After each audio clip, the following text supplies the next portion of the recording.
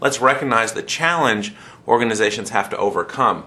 And that challenge is the complexity of the systems they have to support to bring care to patients.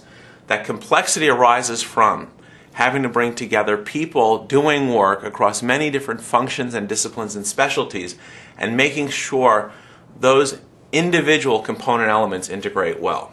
So we started talking through what prevents organizations from succeeding and what allows other organizations to succeed. We said, well, one, you need a deliberate, methodical approach towards integration, bringing the pieces together into a well-functioning system. But then we said, well, that's not enough. First of all, when you integrate pieces into a whole, there is a chance you're not going to get everything quite right. So you need to improve off that base. The other thing, the demands on the system may change over time, and as they change, you need to be able to adapt. So what you need to have is a capacity not only for integration, but for dynamic improvement, dynamic innovation, dynamic invention. We said, well, what is required for that? And we talked through how certain organizations are very good and other organizations rather poor at responding to the weak signals, the early indications that something is amiss, responding to those before they have a chance to coalesce and compound into catastrophe. People in the system have to be able to see problems so that those problems can be solved. But it begs the question, what are the necessary conditions so that problems can be both seen and solved? See, here's the problem.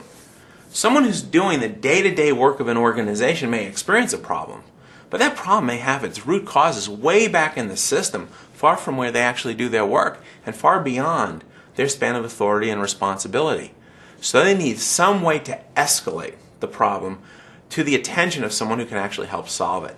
And when we talk through this issue of escalation, we realize that there are certain conditions necessary for escalation to occur in a reliable fashion. First, the people doing work have to recognize that they're having a problem, which means that with them you have to define what normal is so they can recognize an abnormality. When they experience an abnormality, they have to have someone to whom they can draw attention to that abnormality so they can get help solving the problem.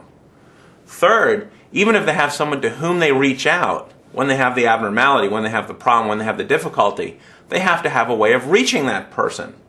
Even if they reach that person, it's necessary that when that person shows up, they show up with the right attitude. Not with a finger wagging, what did you do wrong, this went wrong last time, didn't I tell you to do your work, da-da-da-da-da. They have to show up and say, what went wrong? Why do you think it went wrong? And let's work together to make the system more reliable so it's more dependable when you try to do your work providing care to patients. And there's one other element there. Even if people recognize abnormality, recognize problems when they occur, they have someone to whom they can draw attention. They have a way of getting that person's attention, and it's the right type of attention which shows up. Those people need time and resources to solve the problem together. Because just as it takes effort and creativity and skill to treat patients who are sick, it takes exactly the same things, time, effort, energy, skill, to treat systems which are sick and need to be made more reliable, more healthy, and more dependable.